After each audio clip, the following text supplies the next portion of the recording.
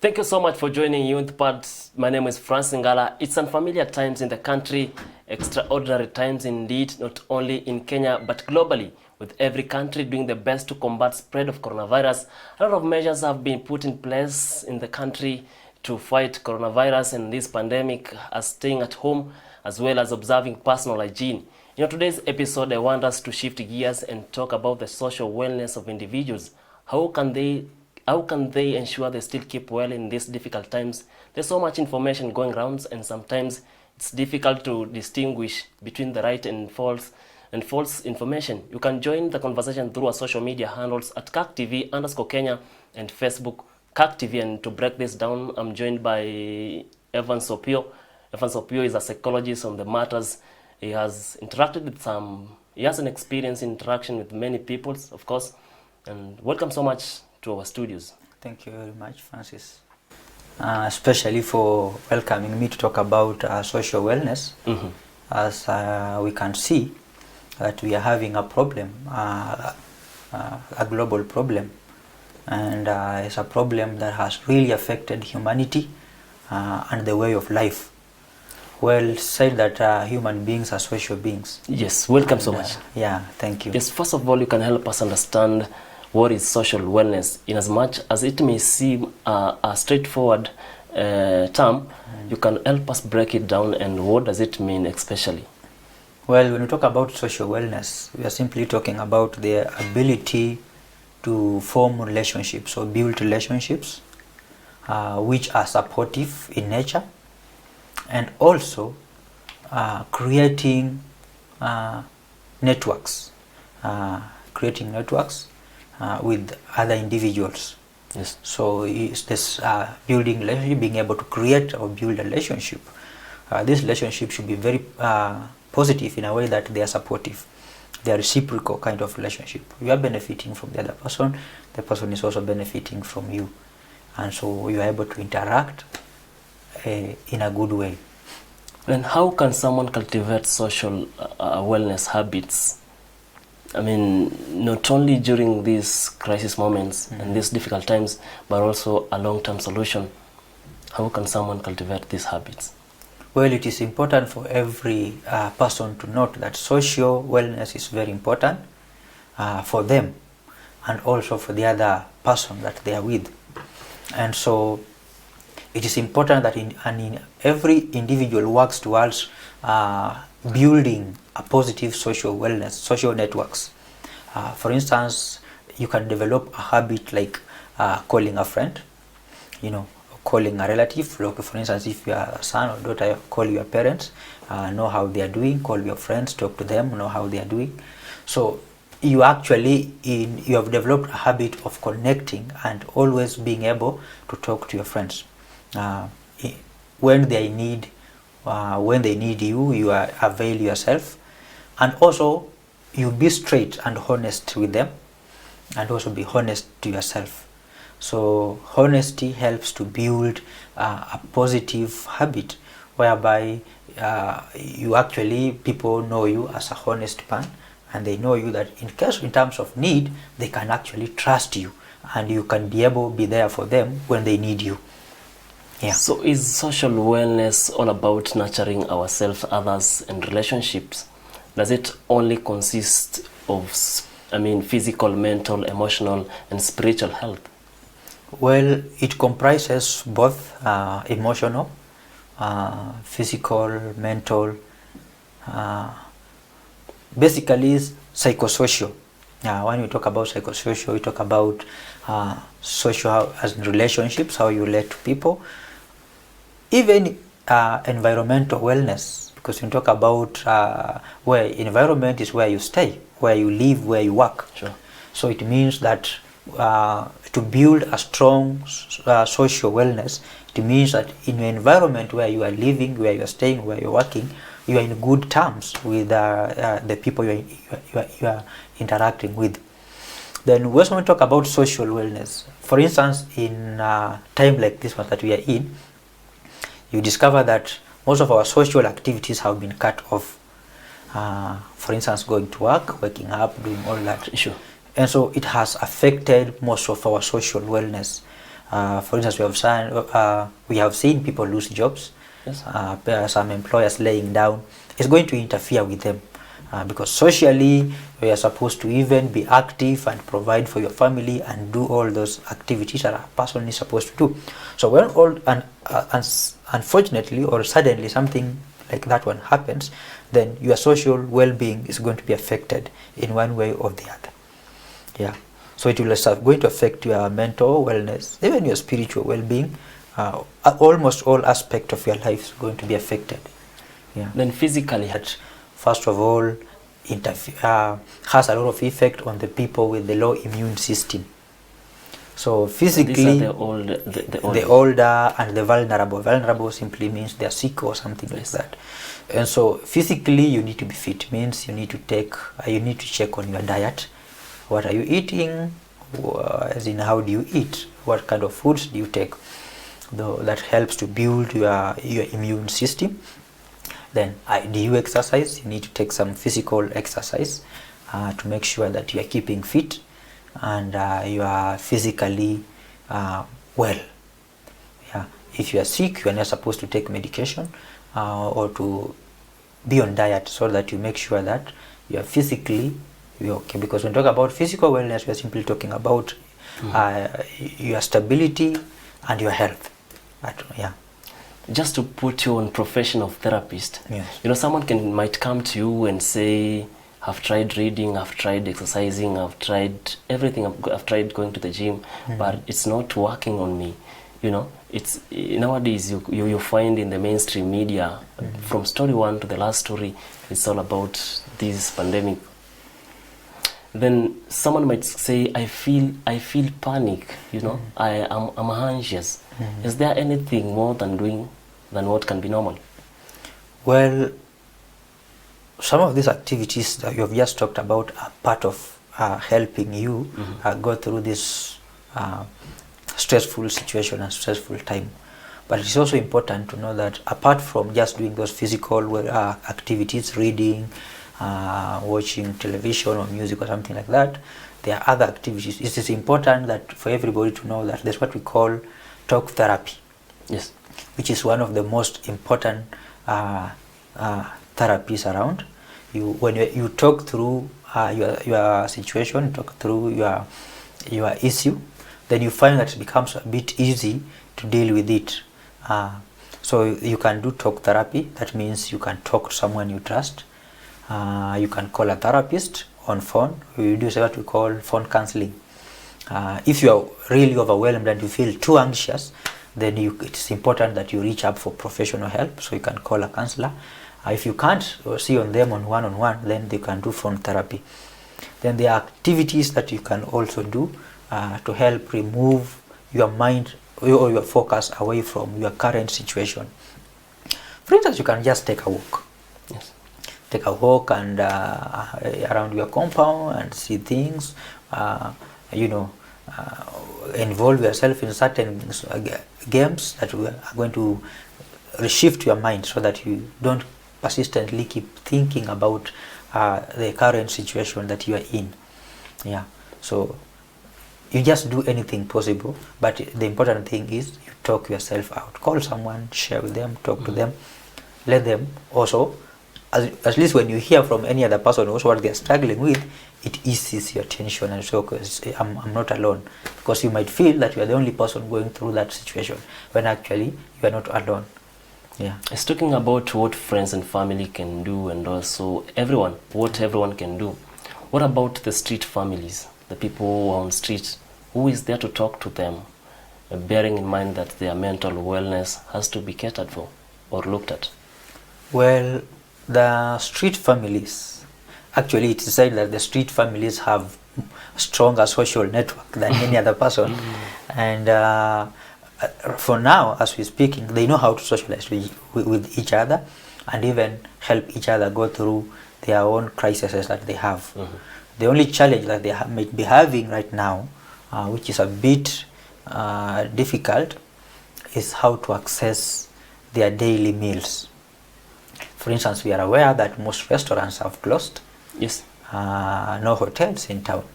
And also the number of people in town, and businesses have been shut down. That's where they get their daily bread.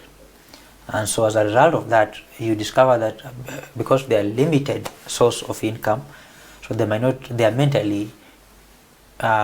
mentally well, generally. Also, they are place where they take a rest, where they sleep, for instance, at night. And now we all know that all the CBD is out of bounds at night. So you discover that some of those are some of the challenges they are experiencing, and they are going through such mental challenges. But for now, because not only them that are in the challenge, the pandemic has affected almost everybody, the way they are living their life. But we can still reach up, people who can reach up to them, just to give them a talk, or if they have some well-wishers can visit them, have a chat with them, give them something to eat. It will be of good benefit for now. Yeah. But looking at things, this curfew, dusk to dawn curfew, we also need to look away on how we can provide them with basic needs and temporary accommodation. Don't you think also that can be looked at? Well, it is important that the government put that into note, that when there's curfew, then it means that these families also need to be taken good care. So as much as they are talking of going forward, if it will reach a time where they need to do a total lockdown, then they might need to consider how these street families are supposed to get their daily bread. So it is important that their well-being is put first also, as they consider. Of course, they are Kenyans like any other Kenyans, so they must be taken care of. Yeah.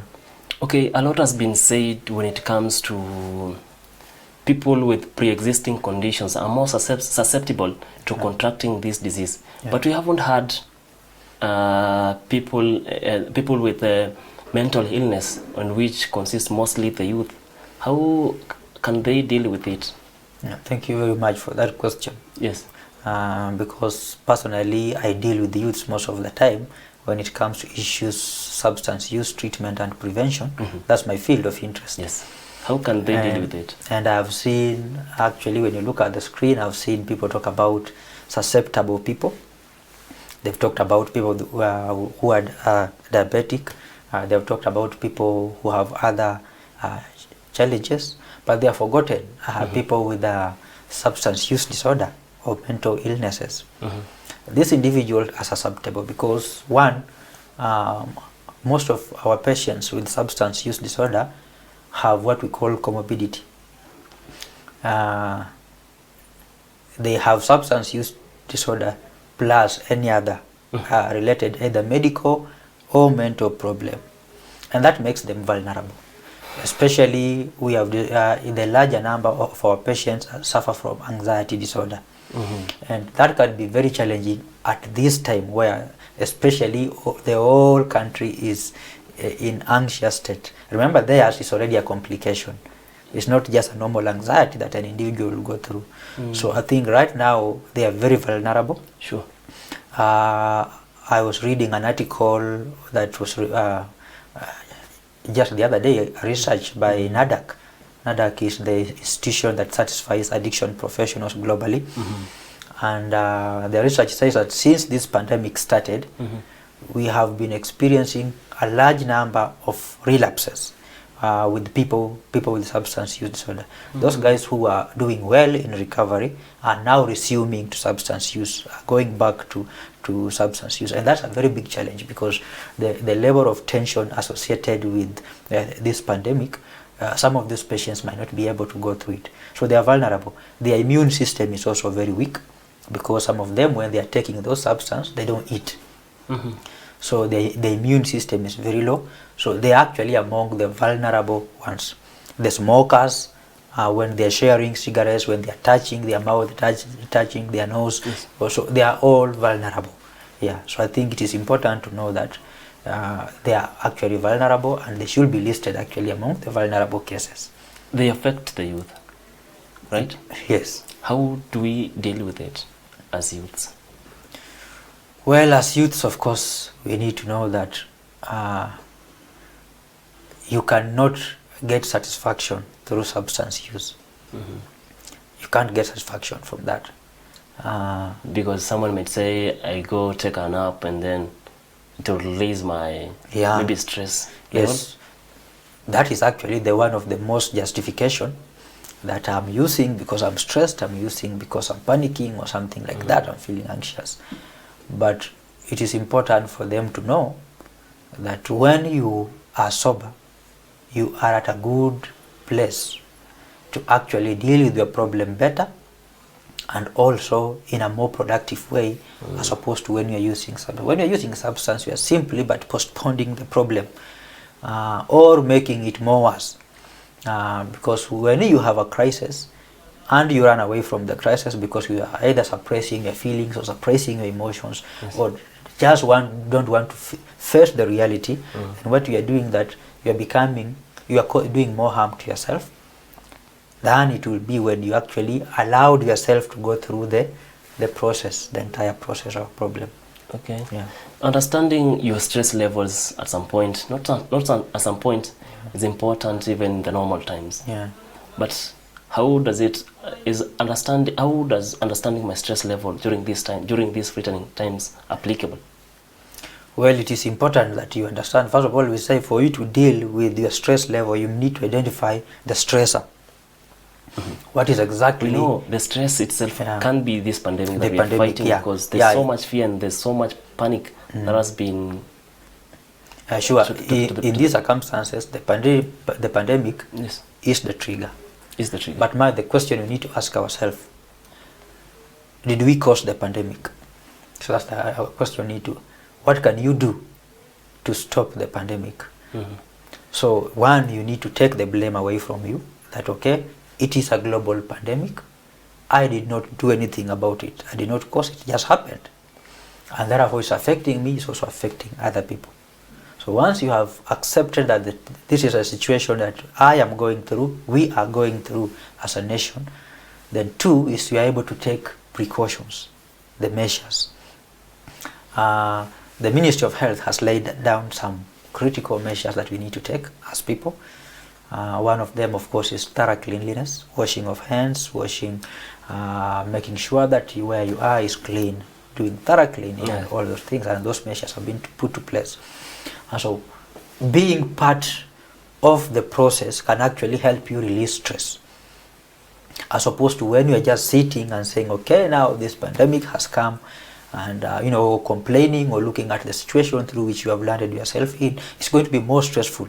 But when you become part of the process, because with the attitude that okay, we are going to overcome this at certain time. It's also important for people not to put limits. For instance, I've heard some people talk about this curfew thing, and they're saying, the curfew is only for 1 month. That's wrong. You're not supposed to think about like that. You're supposed to take one moment at a time. So okay, we are in a curfew, and we are dealing with this situation now and now. Don't say after one, because you don't know how long the problem is going to be. Or for instance, we are saying stay at home. Some people are asking for how long. Yes. That's a very stressful question. You are giving your mind a lot of work that you should not be doing. You just stay at home a day at a time. Don't say I'm staying here for actually 2 weeks or 1 month or something like that. No. That is actually stress, as in adding stress to already existing stress. So it is important that we live one moment at a time. We deal with what we have at the moment. Yeah. In regard to staying at home, yes, I want us to be a little bit practical when it comes to staying at home. Yeah. Should we maintain the routine that you're not going to work right now, or you're staying at home? Do you maintain the daily routine that we've been maintaining? You're waking up at 6, Yeah. Do we maintain the same trend that we've been used to, or we should be adjusting with time? And why do you think we should do that? Well, staying at home definitely is Should we take this as a leave? I mean, it's not a leave. Yeah. Because when you take it as a leave is where you are okay, you are relaxing and the salary is coming or something like that. That's why you are taking it. This is not like that. This is a forced leave, which in most circumstances for some people does not even have a pay. Yeah. Yeah, so they don't have a pay. So that means you cannot say that I've taken a leave. You have to be practically doing something that will sustain you and your family, of course, if you have a family, something that will. So routines are very important. Though I know that in real sense, the routines are going to be affected, somewhat affected. How we are living our daily life, we are not going to continue like that, like the way we have been. It cannot be normal, but it is important that we try and do some things that we can do by that time when we are at home. For instance, you're not supposed to sleep until 10 or 11, say that, you're supposed to wake up. That's what early. I mean. Yeah. I mean, if you're supposed to wake up at 6, Wake up. work, are we supposed to wake up at 6 right now? Read, even take a time, read, make some notes, do some exercise. For those, if you have some work to do them. You just restructure yourself. It might not be actually your daily routine, but you can come up with a structure, a daily structure, so that when you wake up, okay, this is what I'm going to do today. Then this is the assignment. Make sure that you do what you have actually said you are going to do it. Don't postpone it. So just wake up and say, today I'm doing this. At this period of time, I'll be doing this. Restructure yourself. I know it's very difficult, but it is important that we now restructure and begin to live in accordance to the current situation that we are facing. So it's not a leave, actually. Yeah. What about in terms of productivity levels? Let's talk about productivity levels. I really understand what amount of pressure someone can get when is not productive. Sure. I mean, as he or she should be, can this increase anxiety levels, lacking the productivity as a person? Well, the levels of anxiety are already up in the country. When we are at home, maybe we're not even productive. We all need to understand that the anxiety is high, and people's mental wellness, of course, is at risk, higher risk, because of the anxiety, high level of pressure on you. Because I'm looking at it, someone who has been earning the daily bread, through social interaction, of course, they wake up and they go, and now they are at home. To make it worse, they have a family that depends on them, and so the productivity level has been reduced or lowered. Some of them have been rendered powerless because some of their work sites have been closed. So we all know that the levels of productivity are low right now. People are not proactive the way they are supposed to be, and that proactivity has been limited, and therefore it's actually an effect to the mental health. The levels of anxieties are high because at a time someone is worried, where am I going to get my lunch, I'm going to get my supper or something like that. So the productivity level has been lowered, but we also need to just know that, okay, get out of that situation so that we don't dwell on it, because the more we dwell on it, the more less productive we are going to become, and the more complications are going to come. So looking at the situation the way it is, knowing, okay, I might not be perform the way I've been performing, but still I need to just accept to do some little that I can do and cope with it. But I know it's a very big challenge now. So can it really increase, and especially anxiety will actually lead to stress? And I mean, if at these times, how can someone cope with this situation, especially that we're staying at home and most of us are not even doing something constructive, especially? Sure. So that is where now where the social networks comes into contact. That as a person, because if you are lowered, your level of activity, so productivity is down as it is now, it is important that you reach out for help. That is now where your social networks are supposed to help you. As we said, they're supposed to be reciprocal. And that in terms of need, in terms where you're having a problem, then you're able to reach out to someone else. So when you have a strong social network with the people, you will find it very easy to go through this crisis. But people with limited social networks are going to experience high level of stress, and they're going to have a lot of challenges as a result of that. But still, we can still encourage them, one, to accept their situation. Accept that, okay, I am in this situation now. and maybe basically there's nothing I can do about it, or this is what I can do about it. So once you accept the situation, the levels of anxiety will actually be brought down. The stress level will be brought down. So acceptance, coming into terms with what is happening and what we are going through, is one of the best way of dealing with this present situation. But if we remain in denial, when we go to blame and all such causing trouble, then the more we are going to be stressed. So talking about social networks, Yeah. you know, there's a lot of social networks, as you've said. Yeah, someone might be having the social networks, but some of the social networks you can be introduced to is maybe opting to have the online businesses. What's your take on having, maybe engaging yourself through the online businesses that is all going around on social media? Yeah, it is important for those people who have the ability to do online work. I think it's another way of generating income for yourself, and also just keeping busy so that you have less time to think about all sorts of stress and pressure that is on your head. So online work has helped so many people. Even in the absence of pandemic, there are people who live by online work. They just do online work and they get their pay. I've had some friends of mine who do that. As they're looking for a job, they're still also doing some online work and they're living like that. So it is important that if you have that opportunity where you can do something like that, then you grab that opportunity, do some online work, let them help, reduce time for watching TV, because we know that basically there's nothing good on news right now, apart from the briefings that the government keep on briefing us on, them, which are more stressful, because most people are expecting that this pandemic will end within short period of time so they can go back. But if the government keeps on coming up with the new infection numbers, it's very stressful. Are we really getting better? Is the situation getting better or getting more worse? And for how long are we going to be in this situation? So those are the kind of mentality and questions you'll be asking yourself. Yes, talking about reduced screen time. Can having more screen time, increased screen time, increase your anxiety and also fears and panic during this time? It will definitely increase.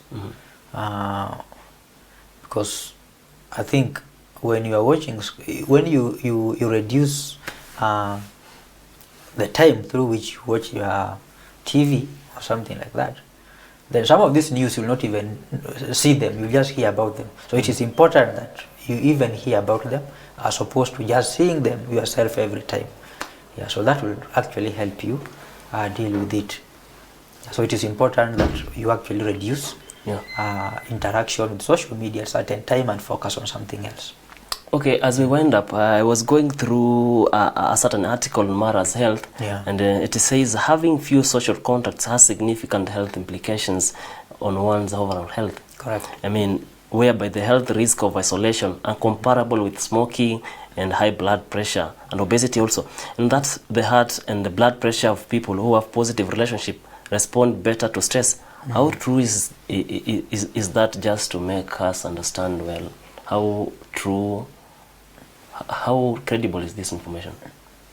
Somehow true.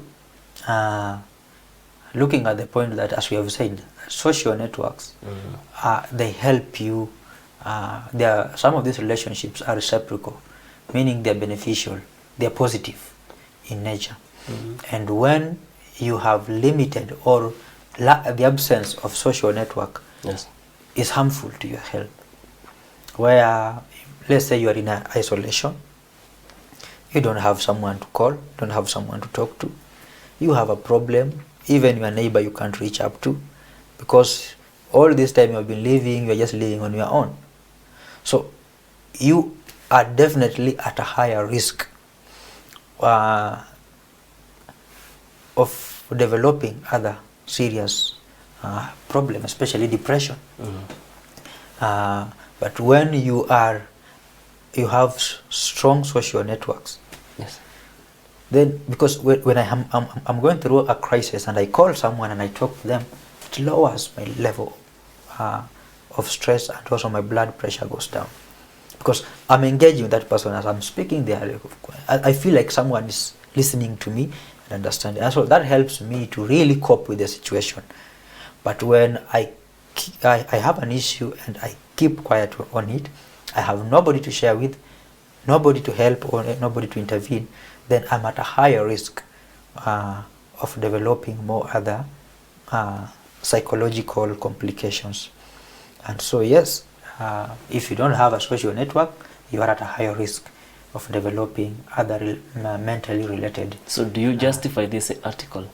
I'm not justifying it. I'm not I really not agree or disagree, but I'm saying to some degree it relates to, as in it brings out the person. It might not be actually true that it's more than that, but somehow correct.